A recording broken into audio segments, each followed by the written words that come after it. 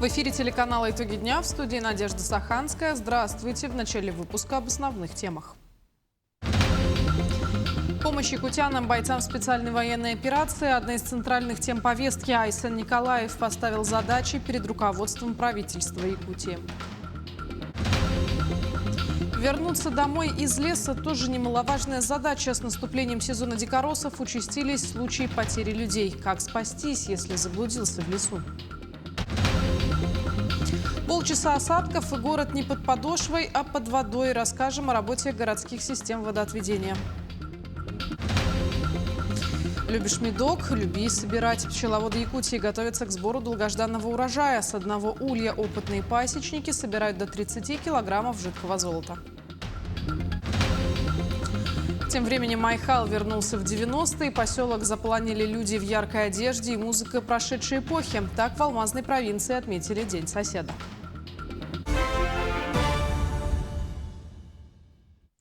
Помощь якутянам, бойцам специальной военной операции стала одной из центральных тем планерного совещания Айсена Николаева. Глава Якутии вернулся из командировки в Донецкой Народной Республике. На линии боевого соприкосновения он встретился с военнослужащими из Якутии, проверил работу опорного пункта, а также лично ознакомился с ходом восстановительных работ в подшефном Докучаевске.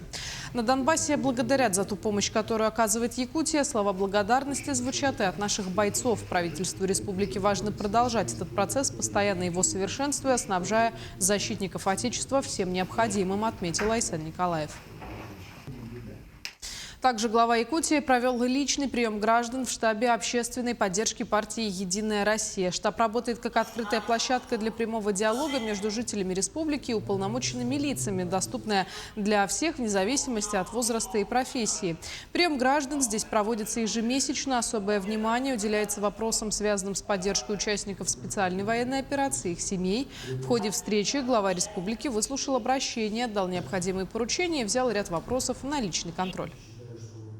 Наша общественная приемная – хорошая площадка для того, чтобы люди могли подойти, обратиться, решить конкретные вопросы о наболевшем, жизненные вопросы.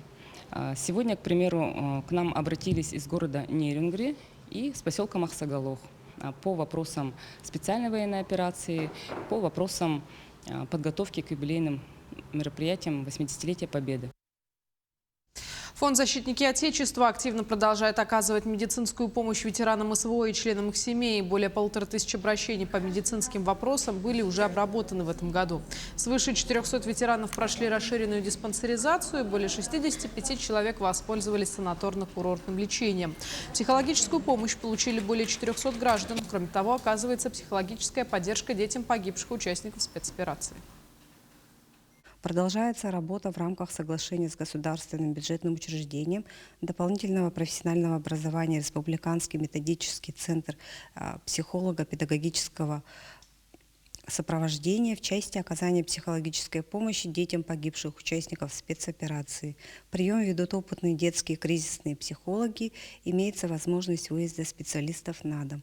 Для получения направления в данный центр членам семей погибших необходимо обратиться к социальному координатору в филиале «Защитники Отечества».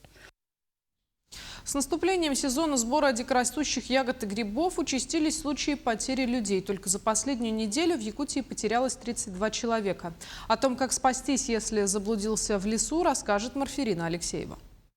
В этом году грибной сезон оказался как никогда урожайным, из-за чего люди массово стали ходить в лес за грибами. Но, к сожалению, как показывает статистика, очень много заблудившихся. Ежедневно в службу спасения поступает по несколько заявок. За последние выходные спасатели нашли 2 пожилых женщин, которые блуждали в лесу 3 суток. Валерий Андросов – тот самый спасатель, который 11 лет назад со своими коллегами после 12 дней поисков нашли Карину Чекитову. Он разработал методику самоспасения «Нить жизни». Первое, что надо сделать – это успокоиться и принять ситуацию. Например, плач. Когда человек плачет, он не должен там останавливаться, должен выплакать. Вот тогда стресс в этом виде снимается, паника как бы. И тогда человек тоже может вспомнить, откуда он пришел. А двигательное возбуждение, он плох тем, что человек, не обозначив своего места, где он изначально почувствовал, что потерялся, потерял ориентацию по сторонам света, и начинает метаться. Вот это и усугубляет положение. первое, что ты должен сделать, признаться себе, что ты, ну вот, потерялся. И, например, вот в этом месте ты же все равно вокруг ничего не знаешь, строишь такое сооружение, типа, ну, я его в книжке обозвал «Маяк». Ага. Ну, вот из всего подручного материала делаешь такое строение, которое обозначало бы то место, в котором ты потерялся. Ну, вот в ходе строения маяка ты должен также обозначить, оставить запись, а запись имеется в виду, например, я Валерий Андросов, первые инициалы. Как только ты построил маяк, лишь после этого у тебя есть право идти по тому маршруту, который, ну, якобы верный. И вот когда ты идешь, почему методичка называется «Нить жизни», ты все время тянешь за собой след. Это может быть, ну, иду в том направлении, вот сломал, да? Знаки себе оставляю. Если грунт позволяет, то вот, видно же, там отошел метров 10, оборачиваюсь, смотрю, ага, вот. И суть в том, что везде, куда бы ты ни шел, в каком направлении, ты оставляешь метку. Например, ты прошел где-то час и не дошел до того места, до своего знакомого ориентира, значит, ты пошел не в правильную сторону. Соответственно, ты там в конце из веточек ложишь крестик и обратно возвращаешься по своему же пути. Пришел обратно на свой маяк, и я могу уже чуть-чуть посидев, подумав, думаю уже в том направлении неправильно, я могу уже в эту сторону пойти. И таким образом, вот, методом радиального хода я могу в любой момент, ну, выйти к моей машине или к своему знакомому ориентиру, откуда я уже не потеряюсь. Метки важны не только для потерявшегося, но и для спасателей. Также важно на любых открытых местностях, полянах оставлять сигнальные знаки, например, в виде креста из веток. Чем больше знак, тем лучше.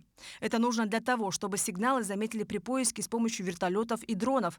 Подробно изучить методику «Нить жизни» можно на официальном сайте Национальной библиотеки Республики. Марферина Алексеева, Стас Потапов, Якутск. Городские системы водоотведения – невидимые артерии, здоровье которых нужно поддерживать в течение всего года. Иначе города, большие и маленькие, в прямом смысле могут захлебнуться. Как ведется эта работа в Якутске, знает мой коллега Петр Васильев. Знакомая картина для многих жителей столицы. Буквально полчаса обильных осадков, и многие городские улицы превращаются в то, что среди автомобилистов называется Венецией. И если за рулем лужу можно проехать без особых усилий и последствий, то пешеходам приходится использовать смекалку. Это Якутск. Здесь ливневки строят. Все время строят.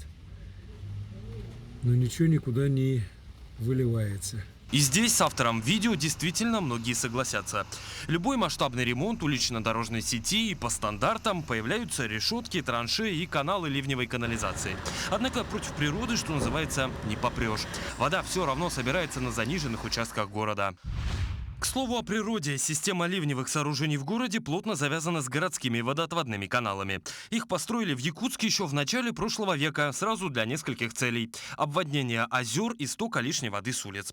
Каналы существуют и по сей день, они соединяют городские озера и проходят вдоль центральных улиц столицы. Итак, как же чистят эти самые ливневки у нас в Якутске? Для того, чтобы это выяснить, мы отправились не куда-нибудь на одну из центральных улиц нашего города, а, что называется, на периферию, где, как гласит народная молва, обычно ничего никогда не делается. Смотрите, улица Билибина, почти 700 метров. Вся она устлана вот такими вот бетонными блоками, за которыми и скрывается ливневка. Чтобы ее очистить, нужно практически по пояс в сапогах погрузиться в нее и с помощью лопаты вытащить оттуда грязь, песок, глину, в общем, все, что мешает прохождению воды. Сезон дождей не за горами, поэтому ливневки чистят при любой погоде. Те, которые осенью не справились с нагрузкой, расширяют. У нас 35 тысяч квадратных метров лотков. Из них мы 8 тысяч только почистили. Да, за все лето практически. Ну и будем чистить до самых морозов. Ну а там, где не справляется рука или в данном случае лопата человеческая, на помощь приходит, как ни странно, вода. Под большим напором струя, опущенная с помощью шланга в траншею, вымывает из нее все, что невозможно достать оттуда лопатой. Итак, ливневок хватает, весь мусор из них извлекли. Тогда почему вода все равно не успевает уходить, и по итогу дорога затоплена? Дренажные трубы не делают. Вот улица Севастопольская, не нашел ни одной дренажки. Здесь вот у нас по Билибина тоже дренажек нету. Вода с проезжей части не уходит. В целом, в планах у города до 30 года обустроить ливневую систему протяженностью порядка 198 километров. Такой объем сети может не только своевременно избавлять дороги и тротуары от дождевой воды, но и, что самое главное, позволит сохранить вечную мерзлоту. Петр Васильев, Илья Сыромятников, Якутск. В преддверии нового учебного года в столице республики активно продолжаются работы по подготовке образовательных учреждений. В этом году в рамках национального проекта «Молодежь и дети» в Якутске проводится капитальный ремонт в 2 объектах образования. О ходе работ в Саха-Корейской школе в материале Виктории Готовцевой. На оконные откосы тщательно наносится шпаклевка, а в учебных кабинетах идет сборка новой мебели. Позади масштабная работа: демонтаж, выравнивание и покраска стен, стяжка пола, замена инженерных сетей и полная модернизация систем водоснабжения. Поступило более 300 парт и 400 стульев. То есть школьная мебель вся обновлена. Кроме того, поступило современное школьное оборудование. Это у нас, получается, интерактивные панели. На сегодняшний день готовность объекта составляет примерно 90%. Уже скоро школа распахнет свои двери для учащихся. В том числе за эти новые парты сядут 25 первоклассников.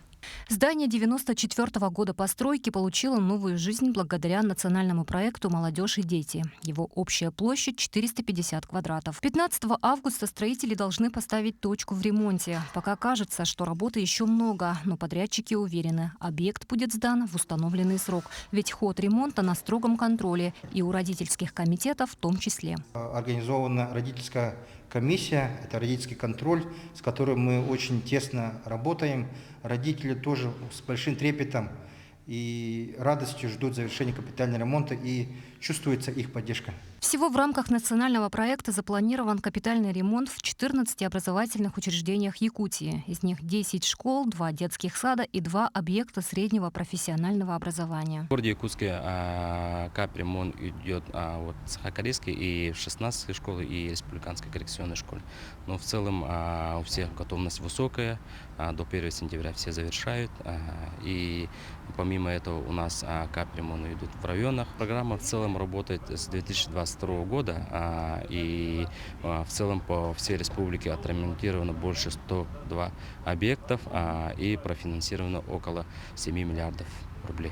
Уже скоро ученики и преподаватели смогут оценить результаты масштабного обновления. Впереди новый учебный год в современной и уютной школе. Виктория Готовцева, Иван Сорокаумов, Якутск.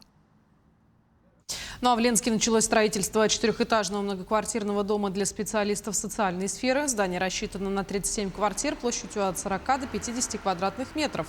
В этом году планируется завершить кладку стен, монтаж наружных сетей, кровли и остекление. Фасадные работы и запуск отопления намечены на следующий год. Материалы завезены пока не все, но будут уже. Разговоры идут, договора будут. Сейчас работает примерно 20 человек. Пополнение будет на следующей неделе, человек 10, и уже усиленно будет. По графику работ мы чуть-чуть опаздываем, но к концу объекта, я думаю, все успеем. Данный объект строится для обеспечения муниципальным жильем сотрудников бюджетной сферы, учителей, врачей, муниципальных служащих. Также в Якутии проводится подготовка медучреждений к сезону гриппа и ОРВИ. На сегодняшний день ведется работа по пополнению резерва необходимых препаратов и средств индивидуальной защиты. Обо всем расскажет Анастасия Пуляева. Ежегодно по всей республике проводятся профилактические мероприятия. Сейчас они включают в себя пополнение всех запасов, подготовку койко-мест в инфекционных учреждениях и формирование 456 прививочных бригад. В этом году мы ожидаем вакцину в конце этой недели, 15 августа. Поступит детская вакцина против гриппа Совигрипп. Она защищает от 3 штаммов вируса гриппа. И Ультрекс Квадри, который защищает от 4 штаммов вируса. И взрослая вакцина против гриппа поступит Совигрипп и Флюэм, которые защищают от 3 штаммов вируса против гриппа. В прошлом году было зарегистрировано порядка 280 тысяч случаев заболевания острыми инфекциями верхних дыхательных путей. Среди симптомов выделяют повышение температуры, насморк и головную боль. Но в основном ОРВИ как сезонно проявляется осенний, весенний период. Да? Основной пик весенний и осенний. А грипп, осложнения бывает, пневмония бывает, тяжело переносит, кашель сильный, приступообразный, повышение температуры до 40 градусов. Наличие гриппа определяется экспресс-тестом, а при обнаружении положительного результата проводится ПЦР. Отмечено, что грипп бывает 4 типов, однако только 2 из них являются более распространенными – это А и Б. Первый из них является самым опасным и чаще вызывает масштабные вспышки заболевания, в то время как второй протекает более локально. Основным способом профилактики против гриппа является прививка. Вакцинацию против гриппа проводить необходимо заблаговременно, до начала эпидемии. Оптимальным временем является с сентября по ноябрь месяц. Своевременно проведенная вакцинация предупреждает развитие болезни и защищает ваше здоровье. По данным Минздрава, готовность медицинских учреждений оценивается почти на 100%. Имеется резерв основных противовирусных препаратов, обеспеченность реанимационным оборудованием и запас средств защиты для органов дыхания. Общее количество мест в инфекционных больницах составит 2570 коек. Анастасия Пуляева, Илья Сыромятников, Якутск. Алмазы рождаются в труде. За их чистоту и блеск отвечают не только машины, но и люди. Сепараторщик Ольга Белорукова годами оттачивала мастерство. Ее руки чувствуют ритм установки, а опыт подсказывает, как избежать потерь. Как она завоевала победу на чемпионате «Лучше по профессии Алроса», смотрите в следующем сюжете.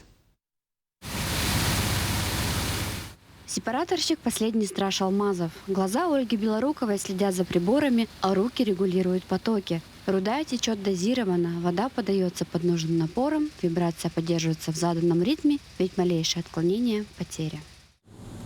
Второй запустил. Следить, чтобы все работало по схеме, а процесс шел исправно, задача не из легких. Но контролировать плотность суспензии, регулировать подачу сырья и устранять сбои – часть повседневности Ольги уже 23 года, поэтому к трудностям она привыкла. Я отучилась в училище и пошла работать на фабрику. Мне было очень интересно, кто такие обогатители, что они делают. Но вот я пришла на фабрику и это все увидела, узнала, ощутила на себе. И вполне довольна своей работой. Я горжусь тем, что я здесь работаю и что добилась каких-то результатов. В чемпионате «Лучше по профессии Алроса» Ольга участвовала впервые. Предстояло устно описать алгоритм запуска тяжелосредной установки, а на практическом этапе сепараторщики познакомились с гидроциклоном «Агок». Дома родные стены помогают. Ты чувствуешь поддержку своих стен, поддержку своих коллег, поддержку семьи. Ты об этом думаешь, я должна, я все смогу, я сумею. Родные стены и уверенность в своих силах действительно помогли. Ольга Белорукова стала лучшим сепараторщиком ТСС и единственной женщиной-победительницей чемпионата «Лучше по профессии Алроса» в этом году. Лучшей по профессии, компетенции сепараторщик, становится Белорукова Ольга, Айхальский год. Победа в чемпионате «Лучше по профессии Алроса» не строчка в резюме, а результат профессионализма, способного изменить представление о традиционной неженской сфере. Ольга Белорукова работает с оборудованием, ломая стереотипы. Ее успех доказывает. Мастерство формируется опытом, трудолюбием и преданностью профессии. Алена Боровкова, медиакомпания «Алмазный край».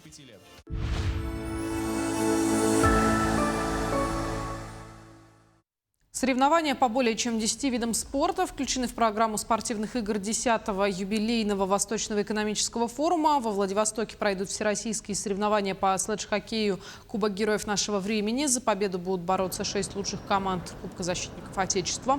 В составах команд на лед выйдут ветераны специальной военной операции. Спортсмены из более чем 10 стран, в том числе Китая, Кубы, Ирана и Монголии, выступят на международной Владивостокской регате, Тихоокеанском кубке по керлингу и Кубки Победы по масс-рестлингу. С приближением осени пчеловоды по всей Якутии готовятся к сбору золотого урожая пчелиного меда. Один из них – пчеловод со стажем Марат Залялов. В его распоряжении 4 пасеки – в Амгинском, Горном, Мегино-Кангаласском районах, а также в пригороде Якутска. О работе пчеловода расскажет мой коллега Тимур Колмогоров. Марат Залялов занимается пчеловодством уже на протяжении 13 лет. Последние 5 из них он полностью посвятил этому ремеслу. За это время он полностью изучил жужжащих медоносных насекомых, зная их повадки и не боясь брать их на руки. На его пасеках производятся 3 вида пчелиного меда – разнотравный, цветочно-падьевый и кипрейный, который еще называют иван-чайным медом. Всего же в его распоряжении насчитывается более 150 ульев. Мне, во-первых, это очень нравится, как само занятие, потому что пчеловодство – это, во-первых, как искусство, во-вторых, это ремесло, и в-третьих, наверное, можно сказать, наука, да. И все эти аспекты очень важны, если хочешь гармонично развиваться в пчеловодстве. Центр любой пасеки – это хороший улей. В одном таком в среднем располагается более 30 тысяч особей. И за лето оно может принести более 30 килограмм меда. Труд Марата Залялова принес свои плоды. Его мед в феврале этого года занял 2-е место по России в номинации «Натуральный мед». Тем не менее, его основной целью разведения пчел является селекция вида, который в дальнейшем станет устойчивым к местному суровому климату. В плане селекции, допустим, мы воссоздаем вот эту популяцию якутских пчел, якутскую популяцию среднерусской породы пчел, которая позволит нам, вообще пчеловодной отрасли в Якутии уверенно зимовать. Это первое, да, хорошо собирать мед. И если мы сможем из года в год вот эти хозяйственно полезные признаки передавать и распространять вот эту генетику среди всех пчеловодов, то мы сможем сделать пчеловодство полноценной отраслью сельского хозяйства. Марат отметил, что и дальше планирует увеличивать как количество своих пчел, так и производство меда, ведь он является не только питательным продуктом, но и также действенным лекарственным средством. Тимур Калмогоров, Иван Сорокаумов, Якутск. В Большом зале Центра культуры и духовности в Нерюнгре завершена установка звукового оборудования. В прошлом году в нем проводились работы по замене кресел и напольного покрытия. Сейчас главное культурное учреждение города обрело новое звучание.